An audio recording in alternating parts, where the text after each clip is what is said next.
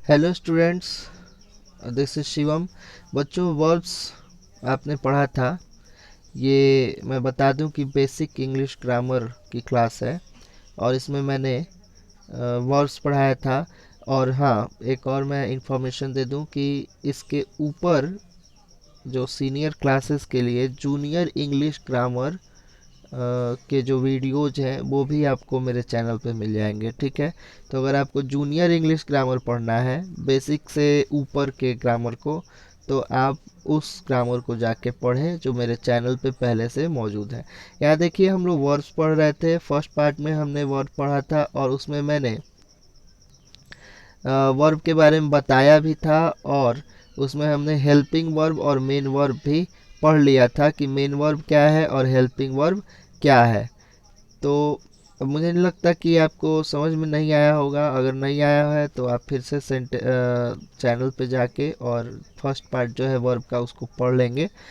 तो हम लोग आज पढ़ने वाले हैं ट्रांजिटिव एंड इनट्रांजिटिव वर्ब्स। ठीक है, तो क्या है ट्रांजिटिव एंड इनट्रांजिटिव वर्ब? तो बच्चों, उसमें आपने पढ़ा था पिछले वीडियो में कि जो वर्ब्स हैं ये दो टाइप में हमने पढ़ा था, हेल्पिंग और मेन। ठीक है, हेल्पिंग वर्ब और मेन वर्ब।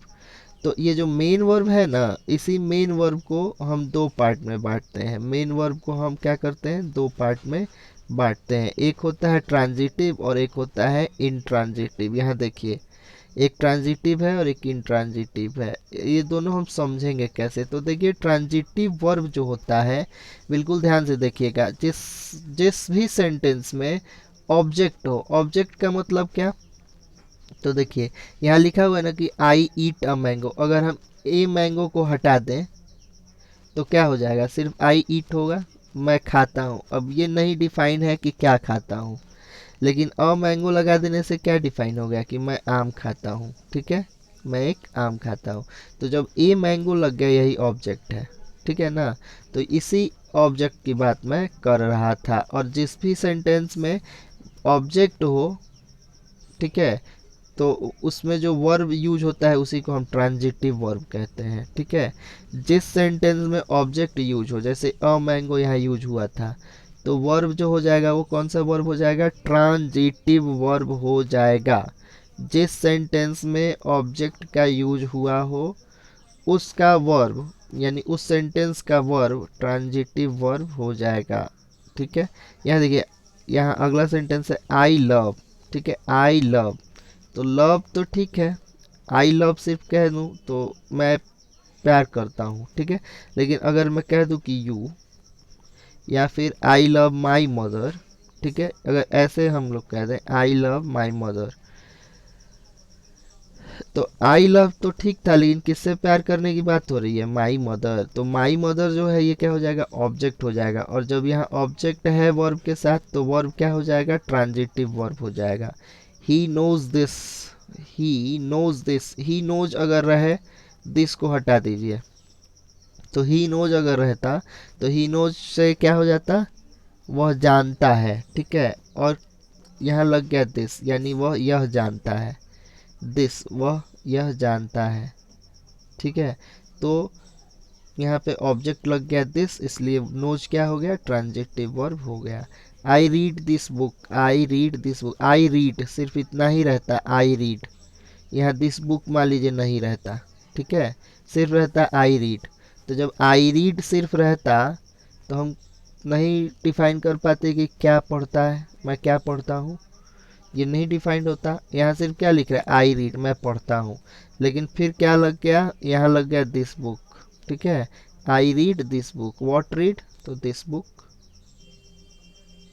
What read? तो this book.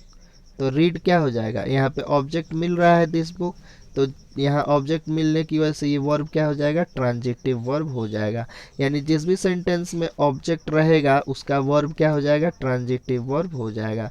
They help us, they help us. They help, उन्होंने मदद की, लेकिन किसकी मदद की? तो अस की मदद की। तो अस क्या हो जाएगा? ऑब्जेक्ट हो जाएगा। जब ऑब्जेक्ट है अस, तो हेल्प क्या हो जाएगा? ट्रांजिटिव वर्ब हो जाएगा। उसी तरीके से I like red pens. I like what? तो रेड पेन्स।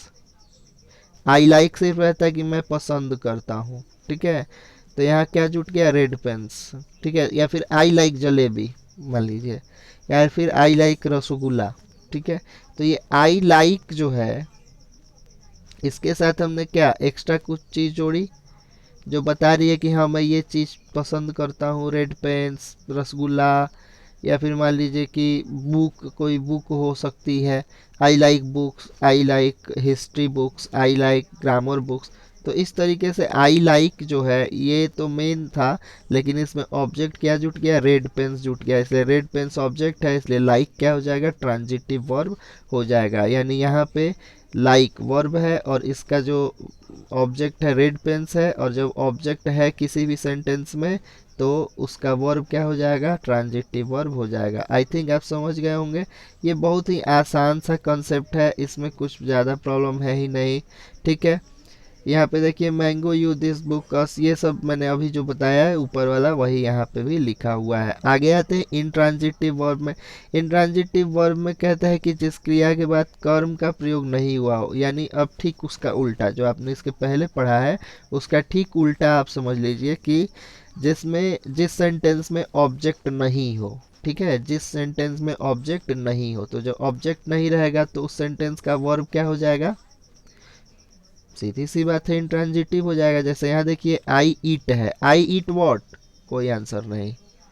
ठीक है, तो जब यहाँ कुछ आंसर नहीं मिल रहा है, सिर्फ आई ईट, मैं खाता हूँ, अब इससे क्लियर नहीं है कि क्या खाता हूँ।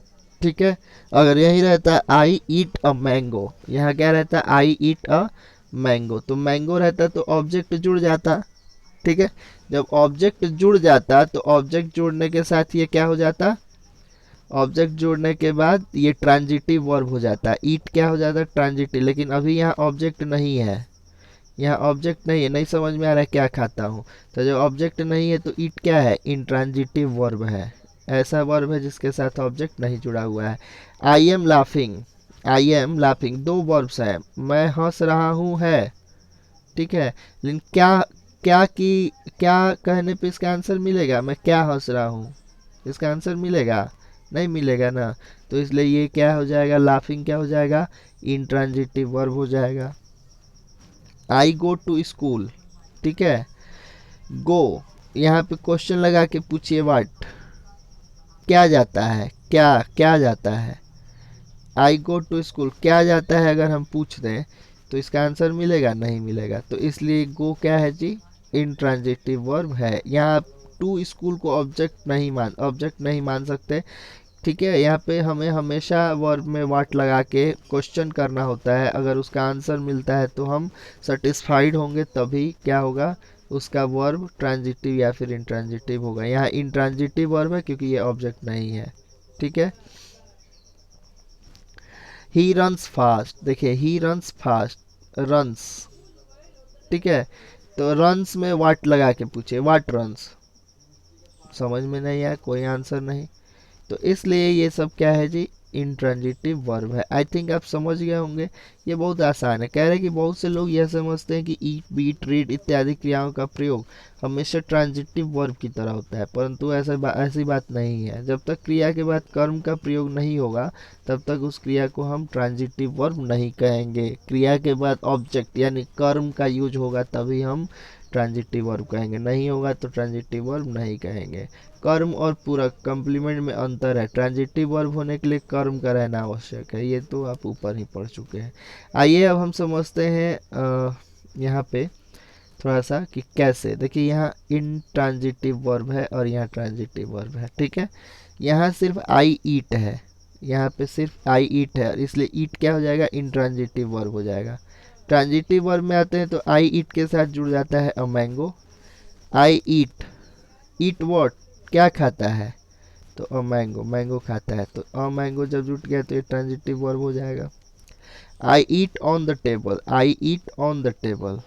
ठीक है, यहाँ पे देखिए, यहाँ पे जुड़ गया ना ऑन द टेबल, तो यहाँ पे आप कह रहे हैं कि ऑन द टेबल। ठीक है, लेकिन ऑन द टेबल क्या है, ये ऑब्जेक्ट नहीं है। क्यों, क्योंकि ईट जो है यहाँ इसमें व्हाट ईट लगा के आंसर क्वेश्चन कीजिए, व्हाट ईट, तो टेबल को थोड़ी खाता है, टेबल पर खाता है। आई ईट ऑन द टेबल, मैं टेबल पर खाता हूँ। ठीक है, तो यहाँ पे क्या हो जाएगा, I eat on the table, मैं टेबल पर खाता हूँ। ठीक है, तो यहाँ पे क्या हो जाएगा, I eat on the table, मैं टेबल पर खाता हूँ। ठीक है, तो यहाँ पे क्या हो जाएगा, I eat on the table, मैं टेबल पर खाता हूँ। यहाँ लेकिन है आई ईट राइस, व्हाट ईट तो राइस, तो इसलिए ये जो हो जाएगा ट्रांजिटिव वर्ब हो जाएगा।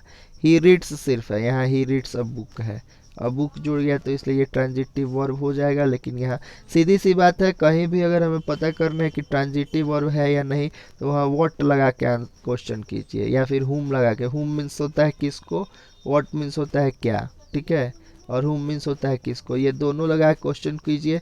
अगर आंसर मिल रहा है तो फिर ठीक है। यहाँ जैसे आई ईट राइस तो व्हाट ईट, यहाँ मैंने क्वेश्चन किया व्हाट ईट, क्या खाता है, तो राइस, तो यहाँ आंसर मिल गया, ठीक है। तो ये क्या हो जाएगा, ट्रांजिटिव वर्ब हो जाएगा, ठीक है। He reads a book, what reads तो अ बुक, तो यहाँ आंसर मिल गया। व्हाट लगा के पूछा ना क्वेश्चन, व्हाट रीड्स, तो क्वेश्चन यहाँ पे मिल गया आंसर हमें अ बुक, तो इसलिए अ बुक क्या हो जाएगा, यहाँ पे ऑब्जेक्ट हो जाएगा, और इसलिए रीड्स क्या हो जाएगा, रीड्स क्या हो जाएगा, ये ट्रांजिटिव वर्ब हो जाएगा। ही रीड्स अगर मैं कह दूँ ही रीड्स, व्हाट रीड्स, कोई आंसर नहीं, रिप्लाई है ही नहीं। तो जब रिप्लाई है ही नहीं तो ऑब्जेक्ट नहीं है, और जब ऑब्जेक्ट नहीं है तो वर्ब क्या हो जाएगा, इंट्रांजिटिव हो जाएगा। तो इस तरीके से बच्चों ये आप समझ गए होंगे। अब एक्सरसाइज 18 जो है आपको क्या करना है, बनाना है। कह रहा है कि इन वाक्यों में प्रयुक्त ट्रांजिटिव वर्ब और इंट्रांजिटिव वर्ब को रेखांकित कर उन्हें निर्देशित करें। बताना है कि इंट्रांजिटिव वर्ब है या ट्रांजिटिव वर्ब है। जैसे यहाँ पे देखिए आई ड्रिंक, तो आई ड्रिंक के आगे की कुछ ऑब्जेक्ट नहीं है, क्यों, क्योंकि यहाँ पे क्वेश्चन कीजिए, ड्रिंक में क्वेश्चन लगा कीजिए वाटर ड्रिंक, क्या पीता है, ठीक है, कोई आंसर नहीं मिलेगा आपको, सिर्फ आई ड्रिंक है।